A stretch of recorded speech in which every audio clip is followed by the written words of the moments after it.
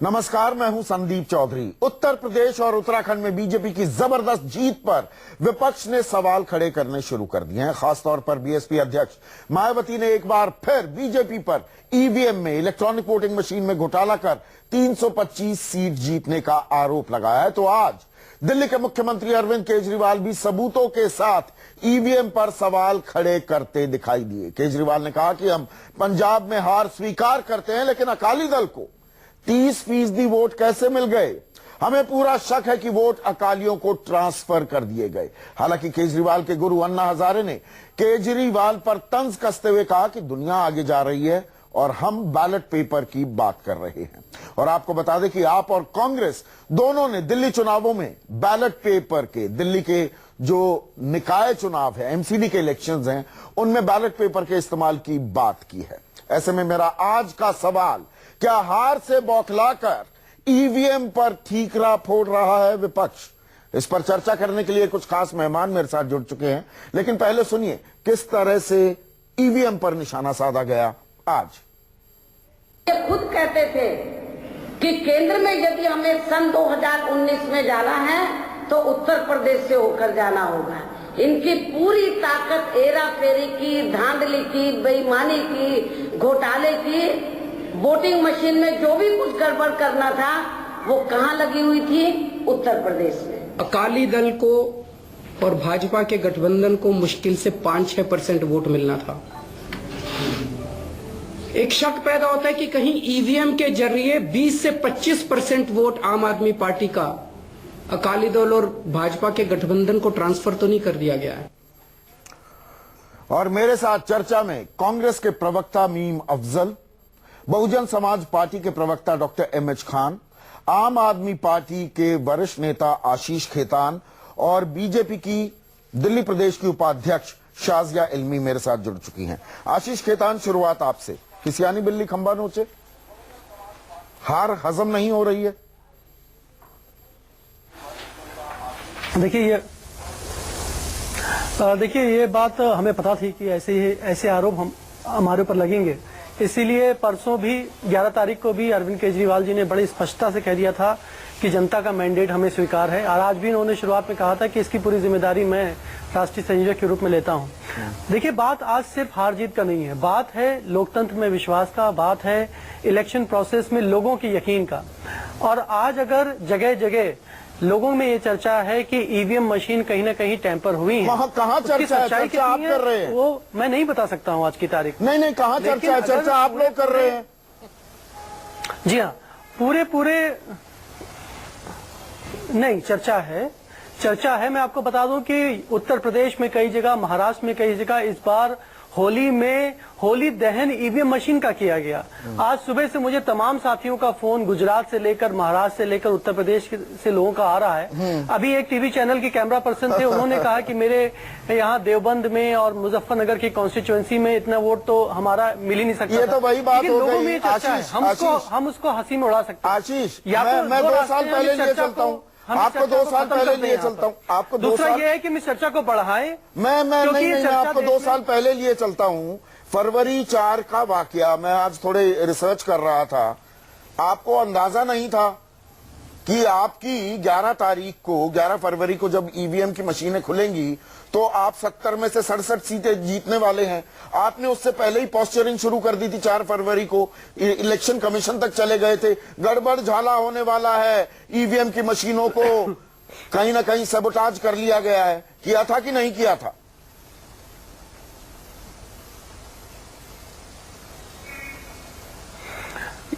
हमें हमेशा डर रहा है ईवीएम मशीनों की, इसीलिए हम वहां पर बाहर अपनी चौकसी भी लगाते हैं अपने कार्यकर्ताओं की। पंजाब में लगाई आपने? बहुत सारे यूट्यूब पर और जगह जगह साइंटिस्ट और प्रोफेसर्स ने वीडियोस डाल रखे हैं, रिसर्च।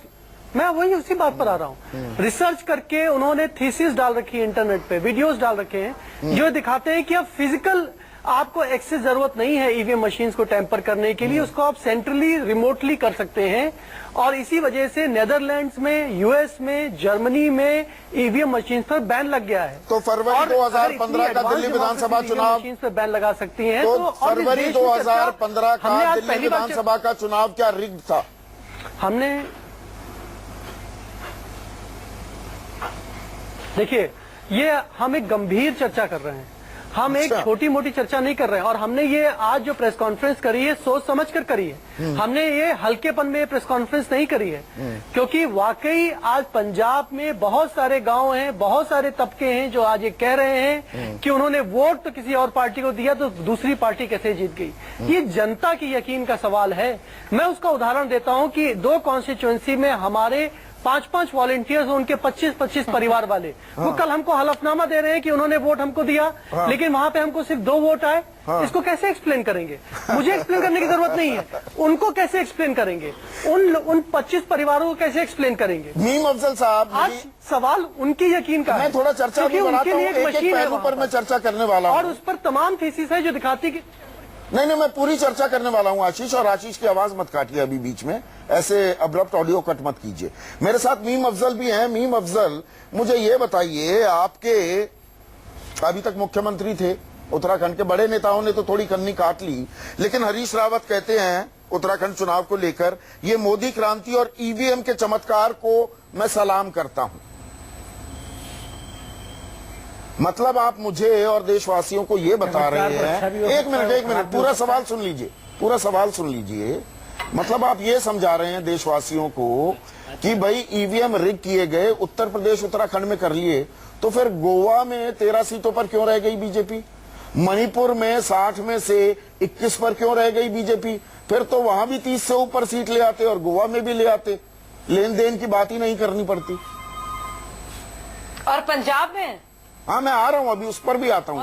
पहली बात तो ये सुन ले, पहले मैं अभी आपको सबसे पहले कांग्रेस का स्टैंड बता दूं आपको। जो कांग्रेस ने पहला रिएक्शन इस पर दिया था सुरजेवाला साहब ने, और उसके बाद गुलाम नबी आजाद ने, मैं इसीलिए आपके जब मुख्यमंत्री को रिजल्ट कोट आए, किया। उन्होंने कहा था कि देखिए,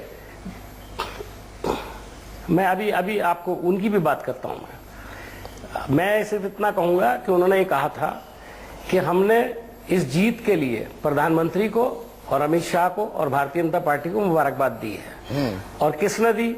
राहुल गांधी जी ने दी, सोनिया जी ने दी, और हमने कोई सवाल इस पर नहीं उठाया था।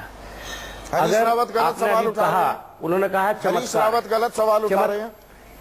अभी मैं आप आ रहा हूं। देखिए, जब हरीश रावत, अभी तो आप कहेंगे अजय माकन भी गलत सवाल उठा रहे हैं। हाँ, तो मैं तो आ रहा हूं, आप इतने समझदार हैं, इसलिए मजा आता है चर्चा करने में। जी, अजय माकन का तो मैंने जिक्र ही नहीं छेड़ा। जरूर आइए, हाँ। जरूर आइए ना, मैं जवाब दूंगा ना आपको। हाँ, आप मेरी बात तो सुन ले पूरी। हाँ, मैं सिर्फ इतना कह रहा हूं कि अगर हरीश रावत जी ने उस वक्त एक बात कही और उसमें लफ्ज चमत्कार का इस्तेमाल किया, तो अब चमत्कार जो है वो कुछ भी हो सकता है, वो नेगेटिव भी हो सकता है, वो पॉजिटिव भी हो सकता है। ये तो समझने वाले की देर है। अब आगे चलिए, मैं आगे चल के बताता हूं आपको। देखिए, उसके बाद सोशल मीडिया आज बहुत इंपॉर्टेंट बन चुका है। सोशल मीडिया पर जिस तरह से यलगार हुई है इल्जामात की, और जिस तरह से वीडियोस दिखाए गए हैं, सुब्रमण्यम स्वामी का पुराना वीडियो दिखाया गया, तो हमारे जमाने में हुआ था ना।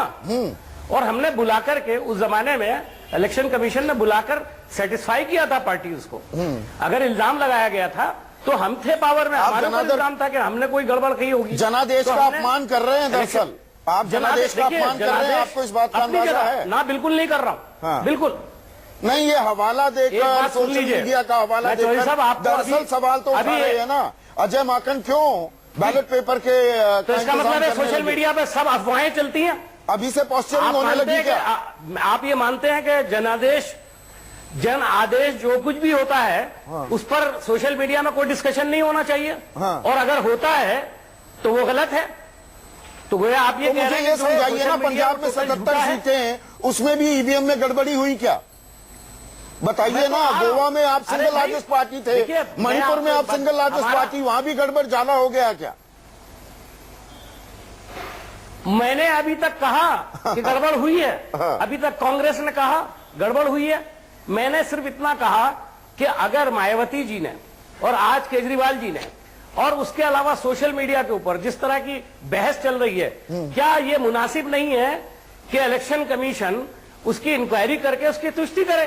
तो इलेक्शन कमीशन ने तो कह दिया कोई गड़बड़ नहीं हुई, मायावती को जवाब दे दिया है, मायावती को जवाब दे दिया है। पहले हमने भी तो किया है। तो मायावती को जवाब दे दिया इलेक्शन कमीशन ने। जवाब देना पूरा अलग पूरी बात है। चिट्ठी पढ़ दूं और आपके सामने। बुलाकर उनकी शिकायत सुनना, ना ना ना ना ना ना, उनको वो मुझे मालूम है। आज 8 पॉइंट्स का एक अखबारों के अंदर इलेक्शन कमीशन की तरफ से वजाहत छपी है। हाँ। अगर आप उसको 8 पॉइंट्स को पढ़ेंगे तो मेरे जैसा आदमी कहेगा, ईमानदारी से कहेगा कि मुझे लगता नहीं है कि इसमें कोई गड़बड़। लेकिन अगर इतनी बड़ी लीडर कह रही हैं, अच्छा, चीफ मिनिस्टर कह रहे हैं, क्योंकि उनका अस्तित्व खतरे में है, उनका वजूद खतरे में है, को उसका संज्ञान लेकर के बात करना चाहिए। देखिए ये कोई एमएच खान, मैं एक मिनट, मीम अफजल साहब के अंदर एक सबसे बड़ी अहम बात जो हो रही है ना, आप जो बात कर रहे हैं कि सवाल उठाना जनादेश का जो है बेइज्जती करना है, सवाल उठाना जो है वो इस देश में और क्या द्रोही है जो सवाल उठाए। ये जो सवाल उठाने पर सवाल उठाए जा रहे हैं, ये बहुत गलत है। एमएच खान, एक मिनट, सवाल उठाने का सबको हक पॉइंट ऑफ व्यू से भी गलत है। बिल्कुल, सवाल उठाने का सबको हक है। आपके चैनल, अच्छा, मुझे तो सवाल उठाने दीजिए।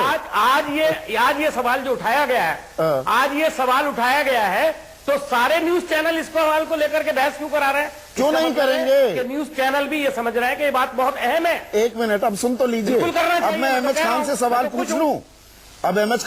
पूछ लूं, एमएच खान, आरोप लगाना और तथ्य पेश करना, इन दो बातों में फर्क होता है। क्या सबूत है? आपने क्या तथ्य पेश किए हैं? मैं नहीं जानता।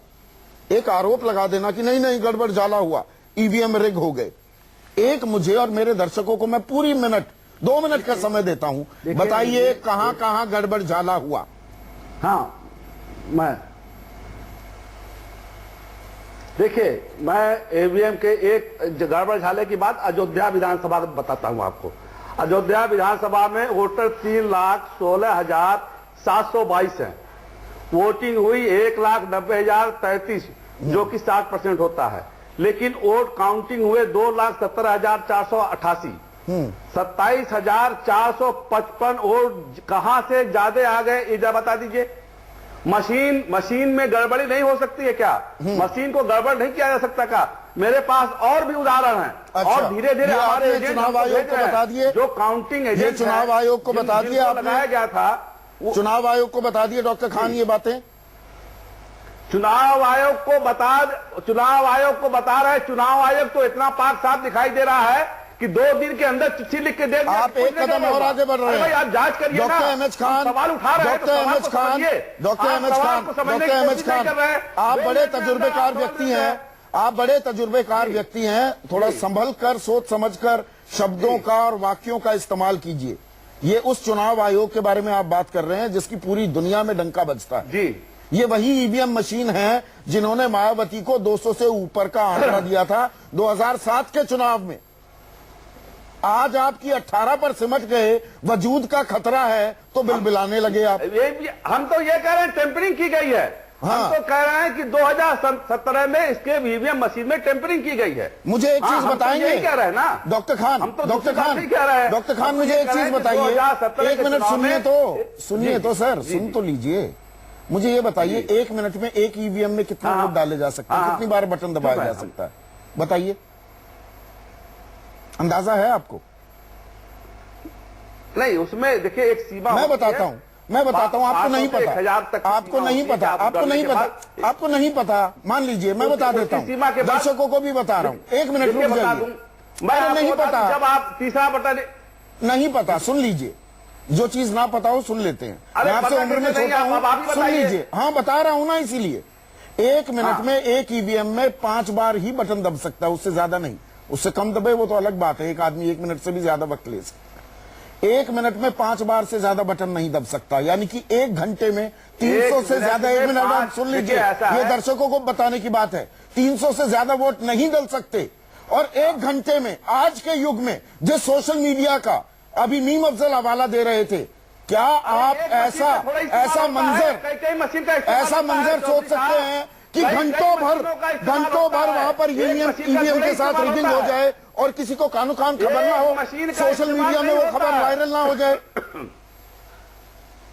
अरे साहब, चौधरी साहब, एक मशीन का इस्तेमाल नहीं होता है, कई मशीन लगाई जाती है। हाँ, मालूम है मुझे। मशीन बदली जाती है। हाँ, लेकिन जब वोट ज्यादा निकलता है तो कैसे निकलता है? हाँ। हर तीसरा बटन दबाइए तो खाली कमल का फूल पे जाता है। 2007 में भी ऐसे ही निकल गया था।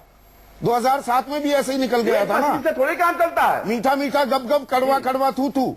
वो सब का टेम्परिंग नहीं हुई थी। अच्छा, उस वक्त नहीं हुई, इस वक्त हार गए तो टेम्परिंग हो गई। उस वक्त ईमानदारी से चुनाव आयोग ने कराया था चुनाव। आज टेम्परिंग हुई है। देखिए, गोवा की बात करते हैं, मणिपुर की बात करते हैं। हाँ। अगर इन छोटे छोटे राज्यों पे भारतीय जनता पार्टी ध्यान देती तो सबका निगाह जाता कि हाँ सब पे लगाई। अच्छा। दोनों जगह पर।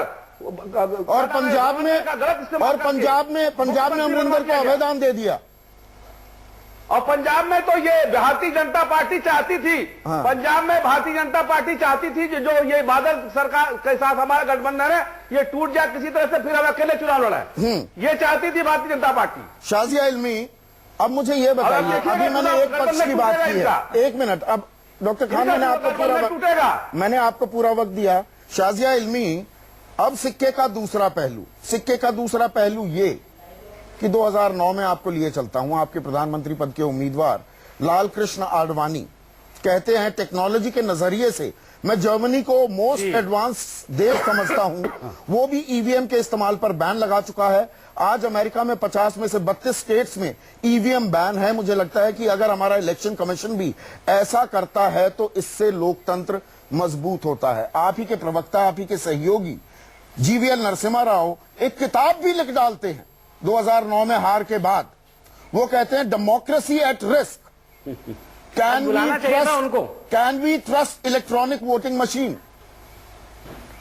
तो वो सवाल उस वक्त अगर मौजूद थे तो आज अगर मीम अफजल या आशीष खेतान या डॉक्टर अहमद खान उठा रहे हैं, ये मौजू क्यों नहीं है? इन्हें गंभीरता से क्यों ना लिया जाए? सिर्फ हंसी में क्यों ना उड़ा दिया, क्यों नहीं उड़ाया जाए? नहीं, देखिए, अपनी हार को हार ना मानना बल्कि ईवीएम का चमत्कार या ईवीएम से खिलवाड़ मानना मुझे लगता है बहुत बचकाना भी है। और आज के दौर में इलेक्शन कमीशन पर और एक संवैधानिक जो हमारा इंस्टीट्यूशन है उसका मजाक उड़ाना है। बच्चे होते हैं, रेस में जाते हैं, बच्चा एक रोता है कि मैं हार गया, चीटिंग हुई मेरे साथ, तो माँ समझाती है कि भाई बुरा मान रहा है। तो मेरा तो रिएक्शन ऐसी होगा कि देखिए बहुत ही बैड लूजर्स हैं ये लोग। तो 2009 में बैड लूजर थे 67 जब हुए थे, बार हाँ बहुत से लोगों ने कहा होगा, पर असलियत तो ये जब 67 सीट्स आई आम आदमी पार्टी के तो सबने कंसीड किया, उनको मुबारकबाद दी। कहा होगा, हजारों लोगों ने कहा होगा, असलियत तो असलियत रहेगी। हजारों लोग कह दे, कोई भी कह दे, तो जाए, फिर से जाए, आप चले जाइए इस बार, पर असलियत तो नहीं बदलेगी। असलियत तो ये है कि 67 सीट्स मिली आम आदमी पार्टी को, और भी तो असलियत रहेगी बीएसपी को। जैसे कि आपने बताया 2009 में इतनी सीटें मिली। ये और कह दीजिए कि भारतीय जनता पार्टी ने जो उस वक्त इल्जाम लगाया था वो झूठा था भाजपा की, और उस वक्त अंगूर खट्टे थे। बात पूरी कीजिए शाह। अब आप जो कुछ भी कहिए, सच तो सच है, आप कुछ भी बोल दीजिए। अब लोग, जनता देख रही है कि आप जनादेश का अपमान कैसे कर रहे हैं और कितने बुरे लूजर्स हैं आप लोग। जो आप जीते हैं, आज एतराज क्यों है? बधाइयां देते हैं, बड़े अरे खुश भाई, होते हैं। इलेक्शन कमीशन को क्लैरिफाई कर लेना चाहिए, उसमें क्या है, और बुला के बात करना चाहिए। अफजल साहब, आपके हालात पर होना 2019 की बात प्रधानमंत्री जी नहीं कह रहे, जीत जाएंगे हम तो, वो पहले एडवांस में कह दिया। मेरा रिएक्शन बस ये, 2.5 साल में कितना काम कर दिया प्रधानमंत्री जी। आपको सोच रहा है कि रोए क्या हंसे आपके हालात को देखकर, तो ये आशीष खेतान, शाजिया का कनेक्शन शायद अटक गया है, अभी उनसे और आगे हम बात करेंगे। पर आशीष खेतान, मुझे एक चीज समझाइए। आप कह रहे हैं भाई आप जनादेश का आदर करते हैं, आपके नेता अरविंद केजरीवाल भी ये बात कह रहे हैं। आप आरोप लगा रहे हैं कि जो आम आदमी पार्टी के खाते में वोट आने थे उनको ट्रांसफर कर दिया गया अकाली दल के खाते में। तो मतलब आप ये कह रहे हैं, मुझे थोड़ा सा समझाइए, मैं अज्ञानी हूं इस मामले में, कि बीजेपी जानबूझकर कैप्टन अमरिंदर को जितवाना चाह रही थी। वो खुद ही ना जीत जाते, आपके खाते के वोट वो अकाली में ट्रांसफर कराने के बजाय कहीं कांग्रेस के भी वोट अपने खाते में ट्रांसफर करा लेते। एक ही खाते में से क्यों वोट ट्रांसफर करा?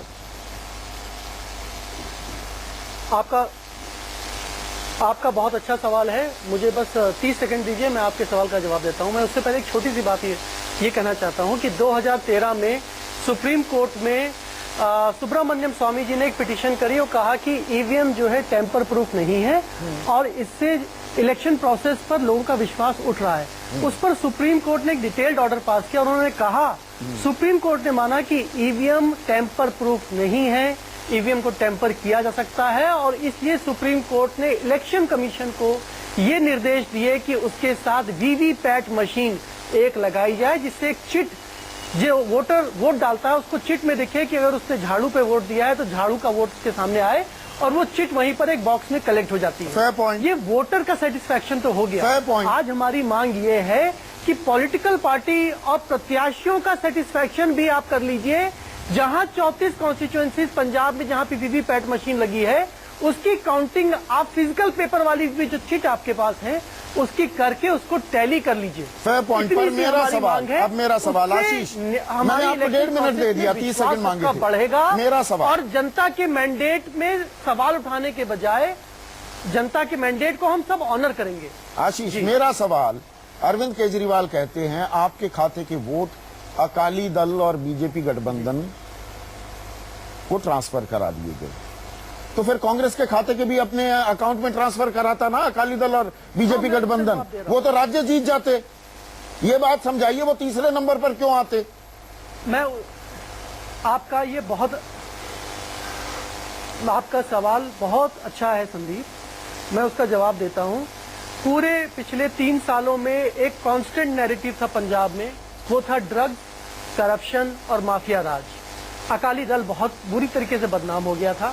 कोई अकाली दल को 5%, 6% से ज्यादा भी वोट देने के लिए तैयार नहीं था। आपके तमाम सर्वे और आपके ओपिनियन पोल्स भी यही दिखा रहे थे। अगर आज अकाली दल और बीजेपी की सरकार वहां पे बन जाती तो मुझे लगता है कि देश में हंगामा खड़ा हो जाता। अच्छा। लेकिन ये भी किसी ये कंस्पिरेसी थियरी है, नहीं उतर रही है कि अकाली दल को 30% वोट मिल जाए। आपके गले नहीं उतर रही है ये बात कि आप 22 पर कैसे सिमट गए? आप इस बात को क्यों नहीं मानने को तैयार हैं? और दरअसल अब मैं एक और सवाल, थोड़ा तीखा सवाल, और आप तीखे सवाल ले सकते हैं आशीष, कहीं आप पोस्चरिंग इस बात को लेकर तो नहीं कर रहे? हाथ पांव फूल गए हैं, 22 अप्रैल को एमसीडी के चुनाव होने वाले हैं, वहां पर भी हार गए तो केजरीवाल का ऑरा शाटर हो जाएगा, तो पहले से ही आप पोस्चरिंग कर रहे हैं कि नहीं नहीं ये गड़बड़ झाला हो रहा है, ये गड़बड़ झाला हो रहा है। आप भी जानते हैं पोस्टल बैलेट या बैलेट पेपर का इस्तेमाल नहीं होने वाला है, आप पोस्चरिंग कर रहे हैं।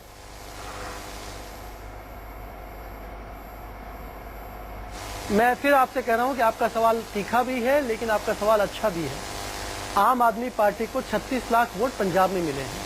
आम आदमी पार्टी का एक एक वोट ईमानदारी का वोट है। आम आदमी की 67 सीटें, दिल्ली की एक एक सीट ईमानदारी की है। हमारे लिए चुनाव लड़ना, जीत हार ये बहुत बड़ी बात नहीं है। हमारा कोई इसमें जमीन जायदाद नहीं लगती, हमारे पास कुछ है ही नहीं। हम अपने वॉलंटियर्स के दम पर, ईमानदारी के दम पे चुनाव लड़ते हैं। हाँ। जीत हार चलती रहती है। हम एक लंबी लड़ाई के लिए निकले हैं। हाँ। उस लंबी लड़ाई में हार भी होगी, जीत भी होगी। गोवा में भी रिगिंग हुई आम क्या? आदमी पार्टी का नहीं है संदीप। गोवा में आज भी रिगिंग सवाल हुई? ये है कि 40 में से 39 सीटों पर जमानत जब्त हुई आपकी, पता नहीं रिगिंग हुई? पता नहीं, मैं नहीं कह सकता हूँ। हुई होगी। हमारी लोकसभा के चुनाव में भी आप कह रहे हैं गोवा में भी रिगिंग हुई? 400 सीटों पर जमानत जब्त हुई। अब मैं ये खबर चलाऊंगा आशीष, भारतीय जनता अब पार्टी मैं ये खबर चलाने वाला हूँ। मैं नहीं कह रहा आम हूं आदमी कि पार्टी के वरिष्ठ नेता आशीष केतान कहते हैं गोवा में भी रिगिंग हुई। आप कोई भी खबर चलाइए। नहीं, मैं आपसे तस्दीक करवाना चाह रहा हूँ, मैं ऐसे नहीं चलाता।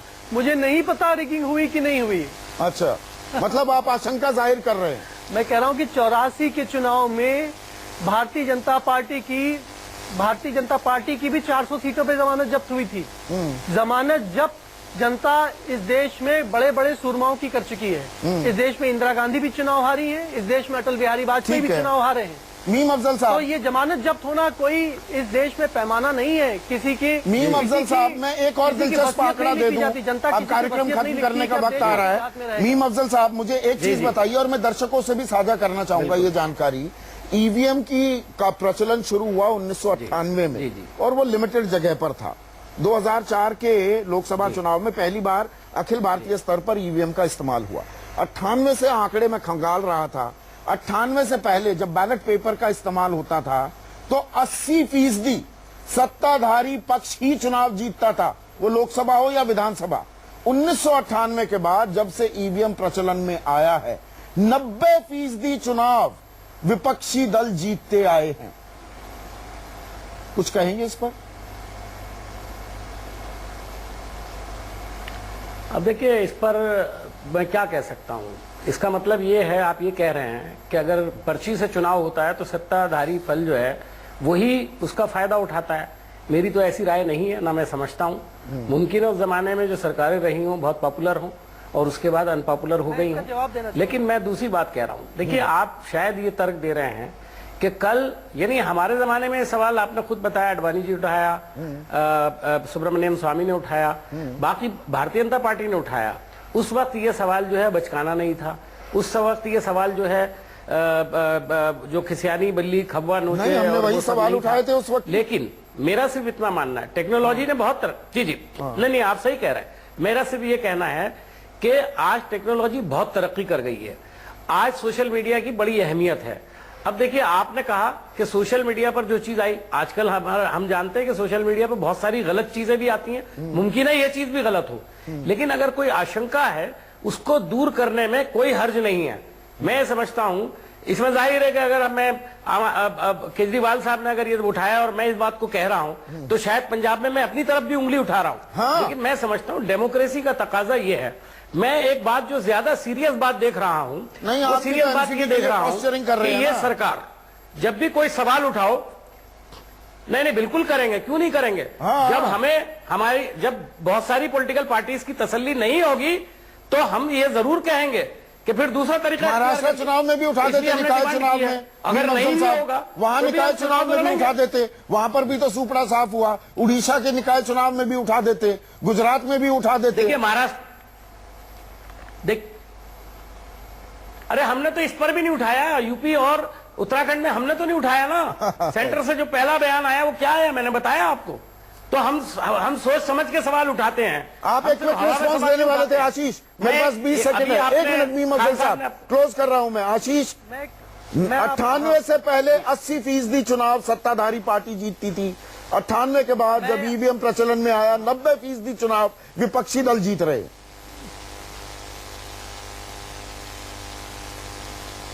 मैं इसको इस तरीके से देखता हूं कि सन 95 सन 96 तक इस देश में एक ही पार्टी का ज्यादा प्रचलन था, एक ही पार्टी का जोर था, चाहे केंद्र हो चाहे राज्य हो। आपको पता है कि उसमें कांग्रेस पार्टी ही ज्यादातर सरकारें बनाती थी।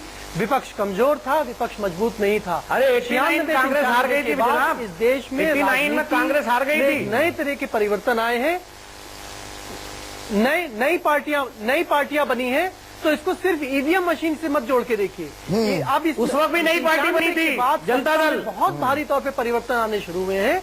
ईवीएम मशीन एक कोइंसिडेंस है जी। ईवीएम मशीन सिर्फ एक कोइंसिडेंस है।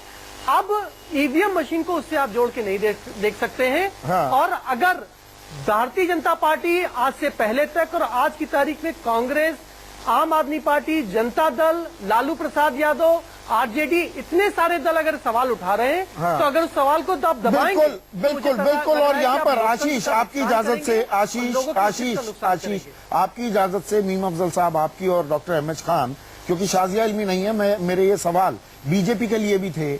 सवाल ये भी, सिक्के का दूसरा पहलू बताना भी दर्शकों के लिए बहुत अहम हो जाता है।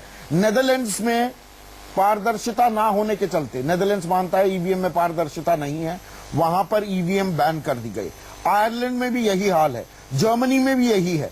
इटली ने ई वोटिंग को इसलिए खारिज कर दिया क्योंकि इनके नतीजों को आसानी से बदला जा सकता है। यूएस का मैंने जिक्र किया, 50 में से लगभग 32 राज्यों में ईवीएम नहीं इस्तेमाल होती है। मई 2010 में इस बात का भी खुलासा हुआ। अमेरिकन की मिशिगन यूनिवर्सिटी के वैज्ञानिकों ने दावा किया कि उनके पास भारत की ईवीएम को हैक करने की तकनीक है। तो ये सवाल बहुत मौजू है, बहुत अहम है। ये महज खिसियाहट या हमारे लोकतंत्र को और मजबूत करने के लिए इस क्वेश्चन पर और चर्चा करने की जरूरत है। ये सवाल मैं सबके लिए छोड़ जाता हूं। आशीष खेतान, डॉक्टर अहमद खान और मीम अफजल, आप सभी का बहुत बहुत शुक्रिया। आज सबसे बड़ा सवाल में बस इतना ही। नमस्कार। सबसे बड़ा सवाल presented by Patanjali Dantkanti advance, 26 जड़ी बूटियों से निर्मित टूथपेस्ट, दांतों की लंबी उम्र व प्राकृतिक सुरक्षा के लिए। Associate sponsor Patanjali Honey, natural energy booster, अच्छा भी सस्ता भी। ये है BAG नेटवर्क 24 और आप देख रहे हैं News 24 हर हिंदुस्तानी का चैनल।